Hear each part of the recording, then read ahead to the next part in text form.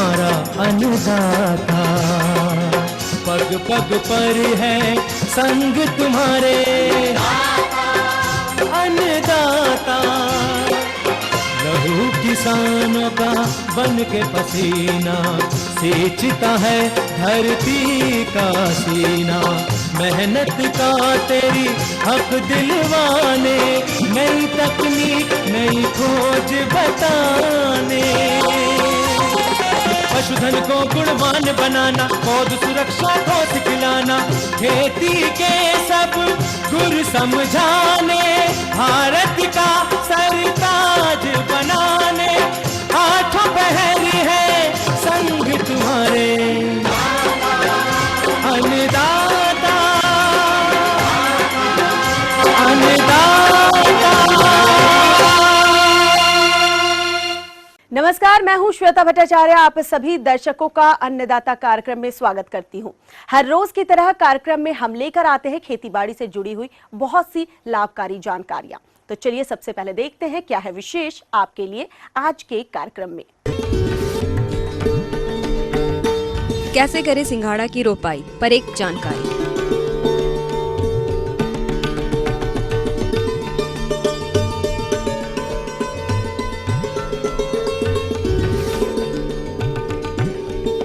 उत्तम आय एवं स्वास्थ्य हेतु सब्जियों की जैविक खेती।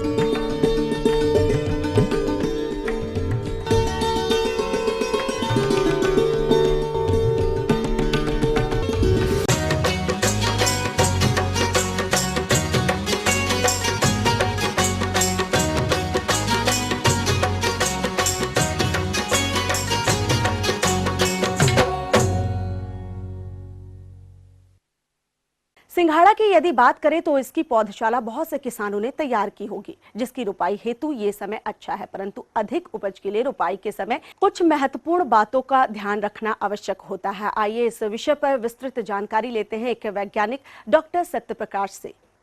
जो वर्षा का पानी एकत्र होने के कारण एकत्र रहता है, तो ऐसे स्थानों पर किसान भाई सिंघाड़े की खेती करके लाभ अर्जित कर सकते हैं।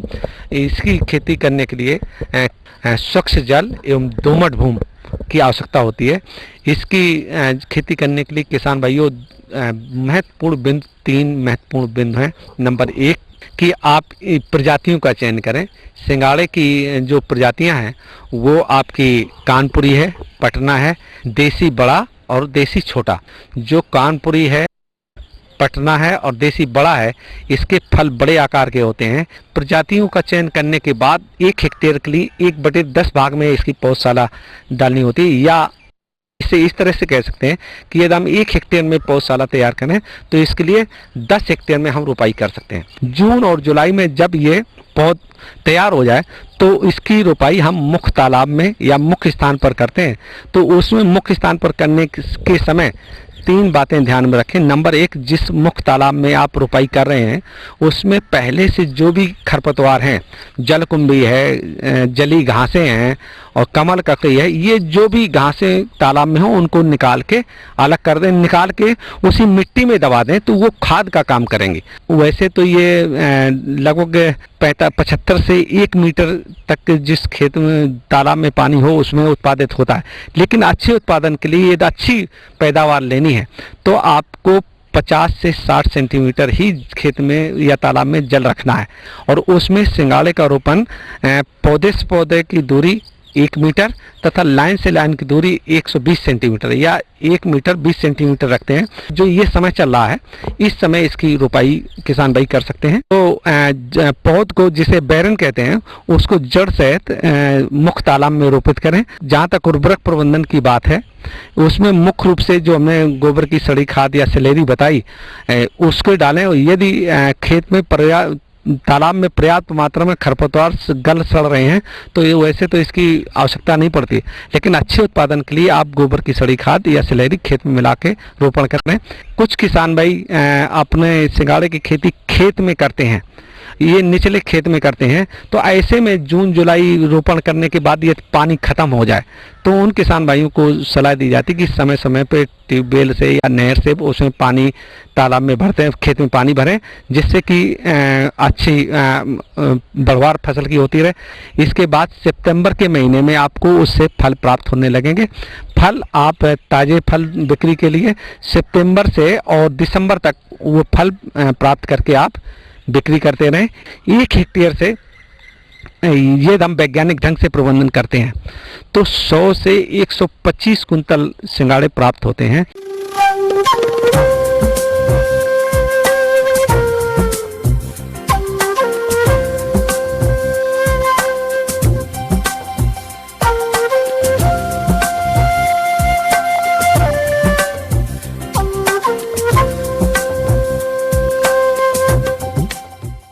मौसम के अनुसार प्रबंधनों पर है टिकी आपकी खेतीबाड़ी, इसलिए मौसम पूर्वानुमान और उस पर आधारित साप्ताहिक कृषि सलाह इस प्रकार है। चौधरी श्रवण कुमार, हिमाचल प्रदेश कृषि विश्वविद्यालय पालमपुर, हिमाचल प्रदेश के ग्रामीण कृषि सेवा मौसम विज्ञान विभाग द्वारा इस हफ्ते के लिए किसान भाइयों को यह सलाह दी जाती है कि मक्का व सब्जियों के खेतों में पानी की निकासी का प्रबंध करें। जिन खेतों में मक्का की बुआई जून में की गई है उनमें 65 से 85 किलोग्राम यूरिया प्रति हेक्टेयर की दर से डालें। पानी के निष्कासन का उपयुक्त प्रबंध करें। मक्का में तना सड़न की रोकथाम के लिए 16.5 किलोग्राम ब्लीचिंग पाउडर प्रति हेक्टेयर की दर से रोगग्रस्त पौधों के पास मिट्टी में मिलाएं। धान की रोपाई के बाद अच्छी पैदावार के लिए खेतों में पानी इकट्ठा करें। धान में झुलसा रोग आने की संभावना है। उपचार हेतु बावस्टीन 1.2 ग्राम प्रति लीटर पानी में घोलकर 15 दिन के अंतराल पर छिड़काव करें। चरी बाजरा के खेतों में पानी के निष्कासन का उपयुक्त प्रबंध करें। गेहूं के दानों को भंडारण में नुकसान से बचाने हेतु सल्फास का पाउच गीले कपड़े में डालकर डर्म के बीच डालें और डर्म को हवारोधक बनाएं। ट्यूबर मोथ ग्रसित आलुओं का भंडारण न करें। भंडारण से पहले भंडारणों में मैलाथियन 10 मिलीलीटर प्रति लीटर पानी में घोलकर छिड़के। मूंग तथा मांस फसलों के लिए खेतों में पानी के निष्कासन का उपयुक्त प्रबंध करें। तिल एवं मांस में बालों वाली सुंडियां बहुत हानि पहुंचाती है। इनकी रोकथाम के लिए 25 किलोग्राम मिथाइल पैराथियन धूल प्रति हेक्टेयर की दर से डालें या साइपरमेथ्रिन 25 EC 0.5 मिलीलीटर प्रति लीटर पानी का छिड़काव कीट की छोटी अवस्था में करें। छिड़काव करते समय स्टिकर का प्रयोग अवश्य करें। मध्य पर्वतीय क्षेत्रों पीजी अदरक, हल्दी, अरबी जो 40 से 50 दिन की हो गई है में यूरिया की मात्रा डालें। प्रदेश के मध्यवर्ती पहाड़ी क्षेत्रों में फूल गोभी की पनीरी दें। बंद गोभी की तैयार पौध को खेतों में 45 से 45 सेंटीमीटर की दूरी पर रोपाई करें। मध्यम पर्वतीय क्षेत्रों में फूल गोभी की अगेती तैयार होने वाली प्रजातियों की पनीरी व रोपाई की सलाह दी जाती है। कद्दू वर्गीय सब्जियों में चूर्ण धब्बा रोग, लाल पंपकिन बीटल व फल मक्खी रोकथाम के लिए सेविन 2 ग्राम प्रति लीटर के हिसाब से तथा फल मक्खी के लिए मेलाथियन 10 मिलीलीटर तथा गुड़ के मिश्रण को 5 लीटर पानी में घोलकर छिड़काव करें तथा खेतों में 25 फल मक्खी यौन गंध ट्रैप प्रति हेक्टेयर लगाएं। फूल आने पर टमाटर, बैगन, शिमला मिर्च, लाल मिर्च तथा कद्दू वर्गीय सब्जियों में नाइट्रोजन की मात्रा 40 से 50 किलोग्राम यूरिया खेतों में डालें। बैगन की फसल में तना व फल छेदक कीट तथा टमाटर व भिंडी में फल छेदक सुंडी के नियंत्रण के लिए कार्बरिल 375 मिलीलीटर को 750 लीटर पानी में घोल बनाकर प्रति हेक्टेयर छिड़काव करें। भिंडी में धरीदार भृंग, लाल, पीली व काली धारियों वाला कीट जो फफूल खाता है तथा बैगन व करेले में हड्डा भृंग के नियंत्रण के लिए कार्बरिल 1.5 किलोग्राम प्रति 700 लीटर पानी हेक्टेयर के हिसाब से छिड़काव करें। ऊंचे पर्वतीय क्षेत्रों में मटर,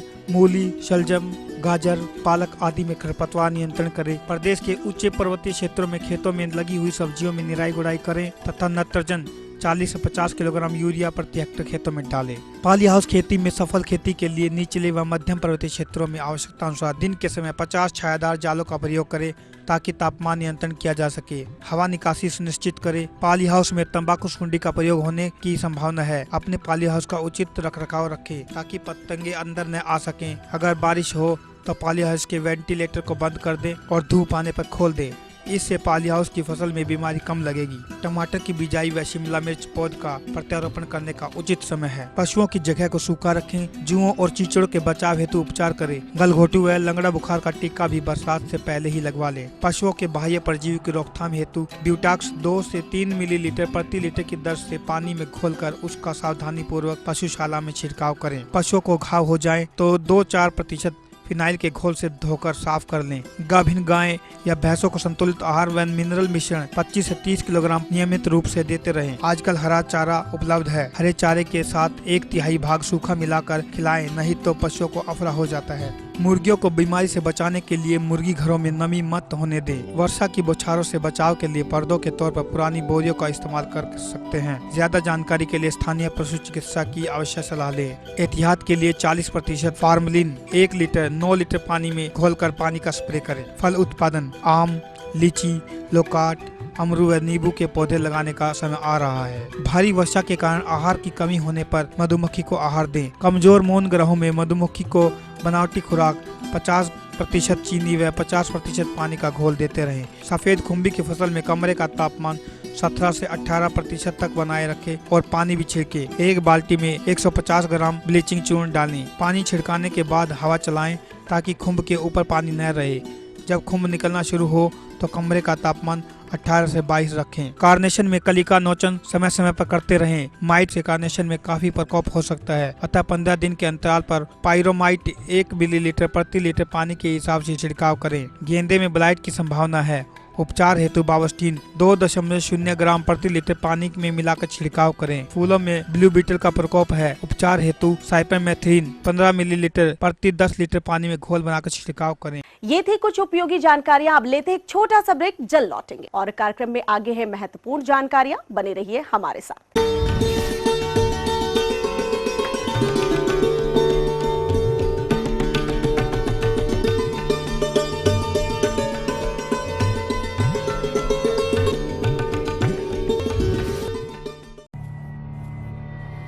कला,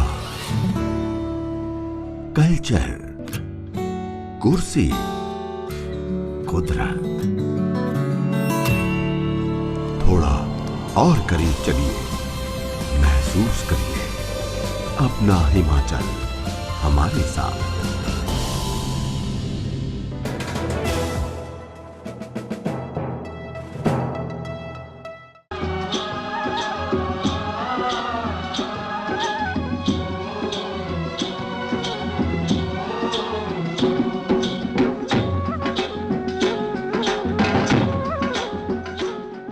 ब्रेक के बाद एक बार फिर से आप सभी दर्शकों का अन्नदाता कार्यक्रम में स्वागत है। बढ़ते हैं अगली प्रस्तुति की ओर।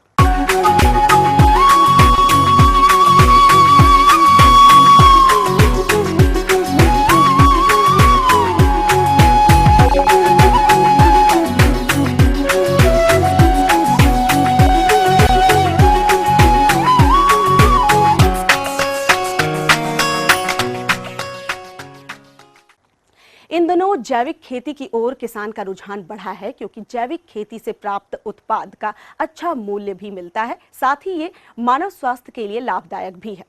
तो जो किसान भाई सब्जियों की जैविक विधि द्वारा खेती करना चाहते हैं, वो किस प्रकार से अपनाएं इसे, इसमें किए जाने वाले प्रबंधनों को, इसकी जानकारी के लिए देखिए कार्यक्रम का ये अंश।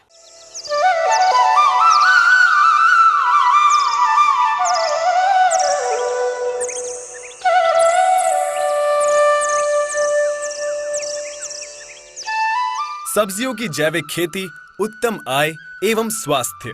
सब्जियों की जैविक खेती से तात्पर्य है खेती की ऐसी पद्धति जिसमें पर्यावरण को स्वच्छ व प्राकृतिक संतुलन बनाए रखते हुए मिट्टी, वायु एवं जल को बिना प्रदूषित किए और रासायनिक उर्वरकों, कीटनाशकों, रोग व फफूंद नाशकों, खरपतवार नियंत्रकों का बिना प्रयोग किए दीर्घकालीन व स्थिर उत्पादन लिया जा सके। यह पद्धति वर्तमान कृषि, रासायनिक कृषि की अपेक्षा सस्ती, स्वावलंबी एवं स्थायी है।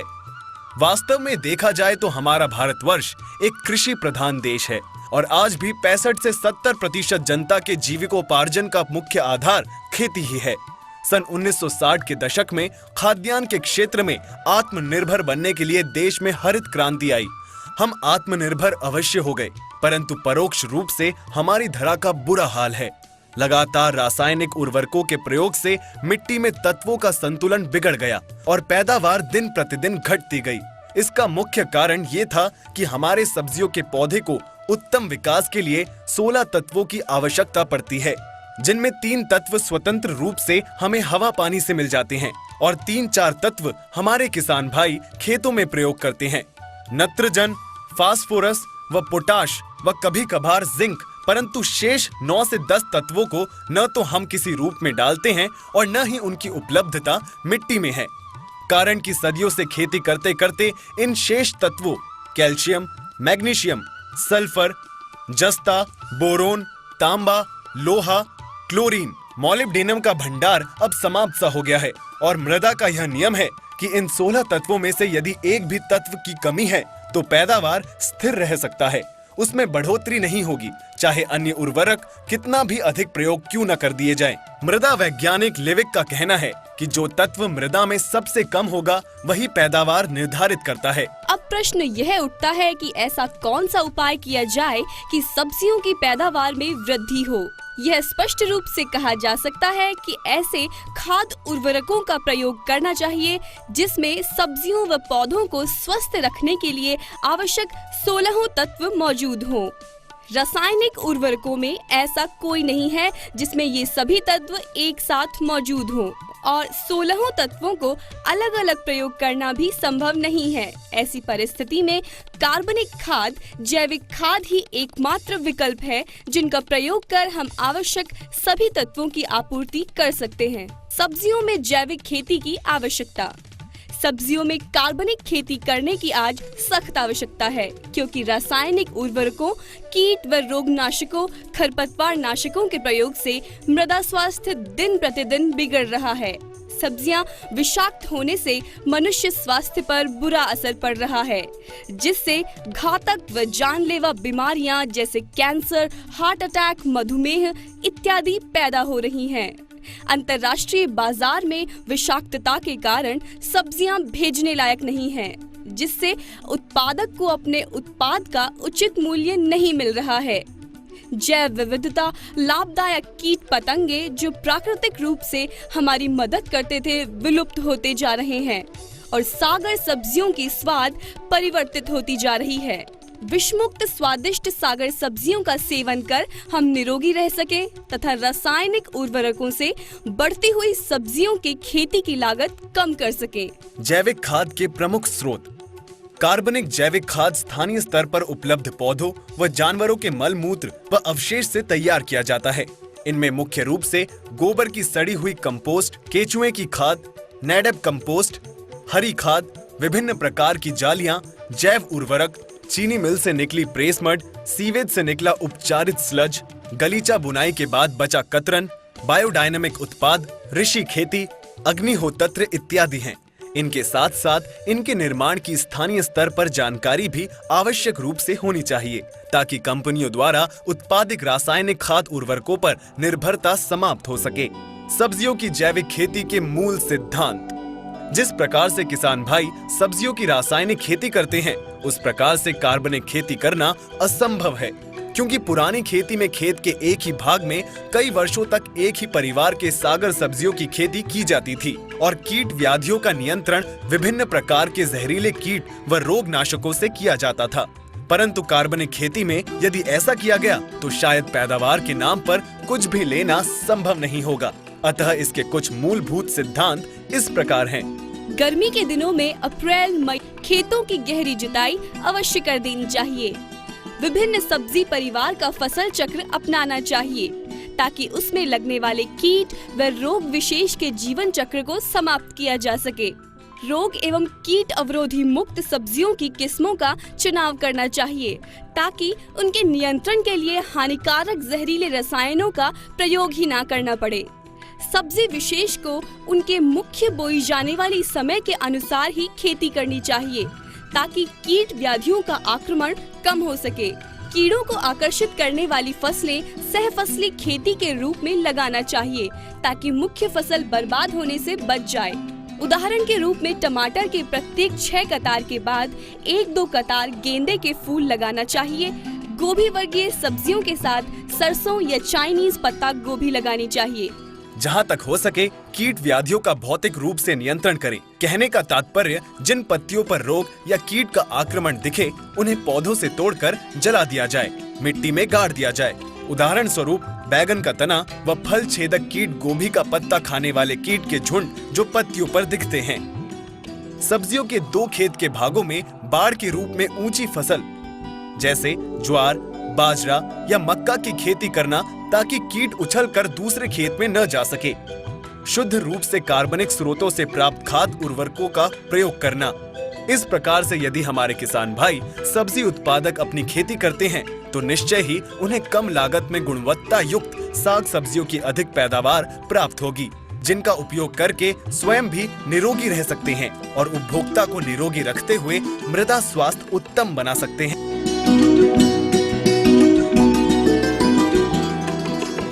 आगे और भी है कुछ रोचक जानकारियां, पर यहां पर रुकेंगे एक और कमर्शियल ब्रेक के लिए।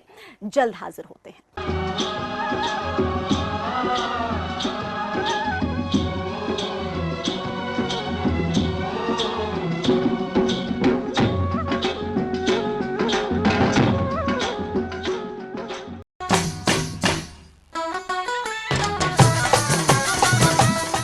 बात हरियाणा की, न्याणा की, स्याणा की, गांव की हो या शहर की, मंत्री की हो या संतरी की, हर छोटी बड़ी खबर देखिए आपकी अपनी बोली में। देखिए मारी बोली मारी खबर हर रोज शाम 6 बजे।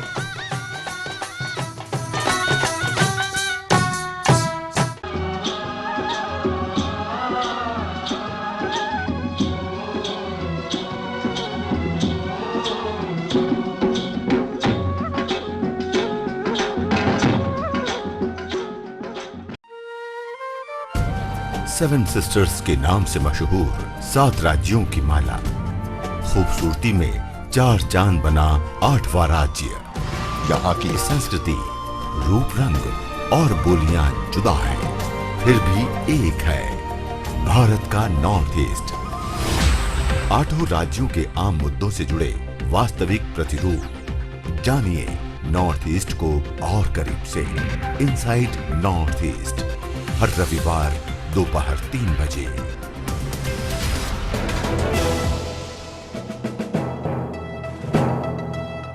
ब्रेक के बाद आप सभी दर्शकों का स्वागत है। चलिए अब रुख करते हैं अगली कड़ी की ओर। अन्नदाता हेल्पलाइन निशुल्क फोन संपर्क सेवा के माध्यम से आपके द्वारा पूछे गए प्रश्नों में से 1 या 2 महत्वपूर्ण प्रश्नों को हम अपने कार्यक्रम में शामिल करते हैं। इसी के तहत आज का चयनित प्रश्न और उसका जवाब इस प्रकार से है।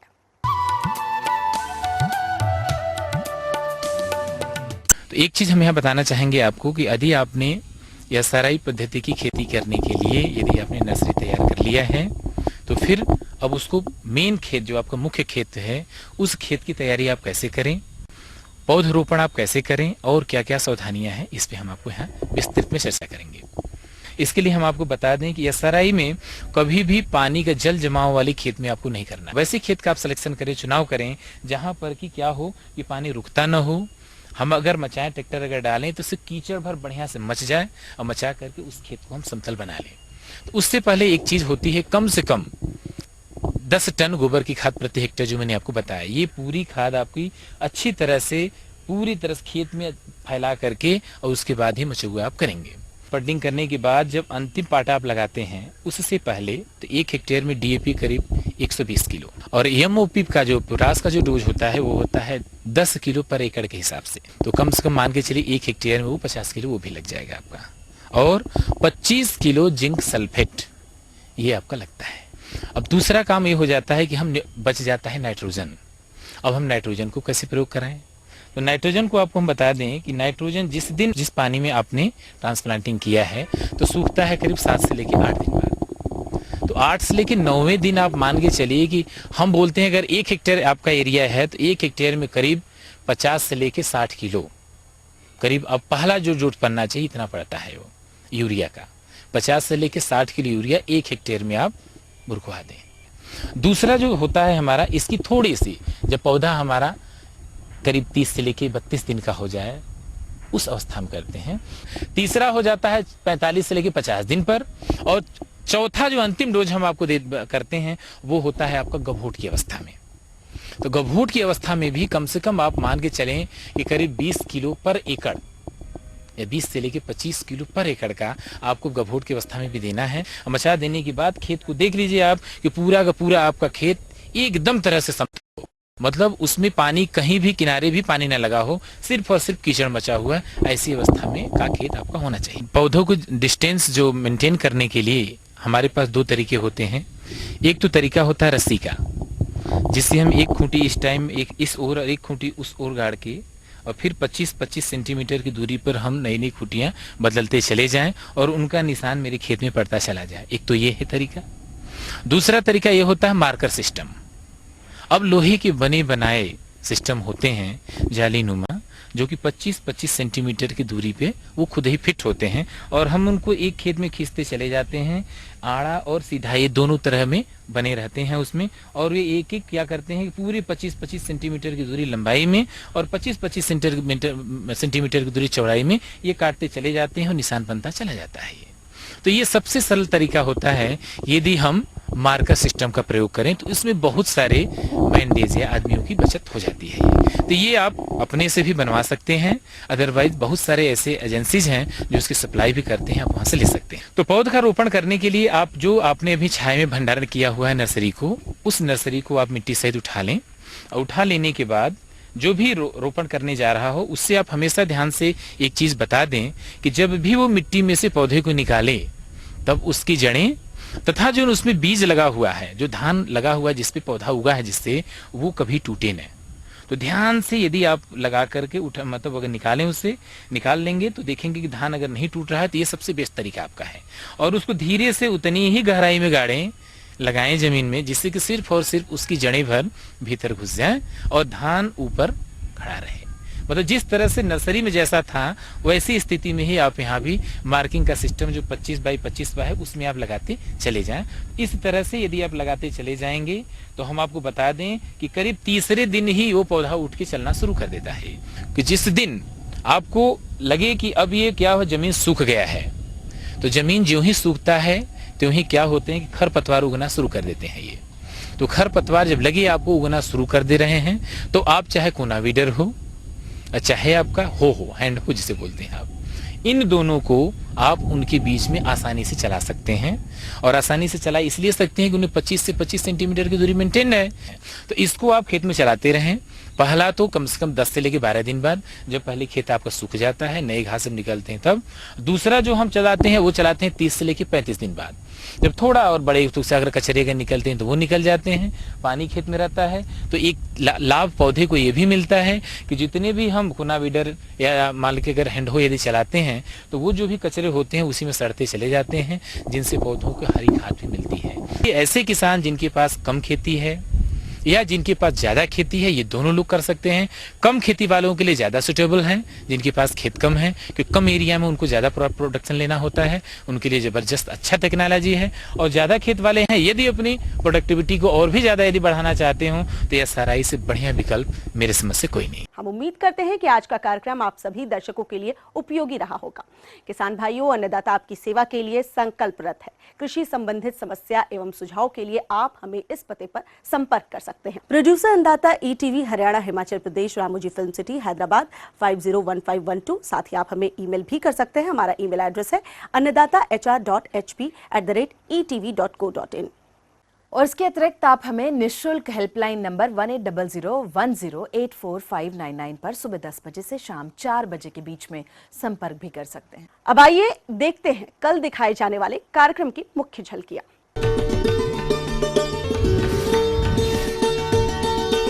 वैज्ञानिक तकनीकी से बैगन की पौध रोपाई पर एक रिपोर्ट।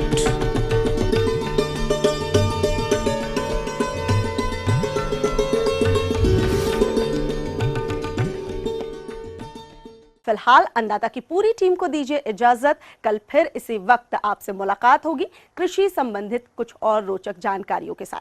नमस्कार।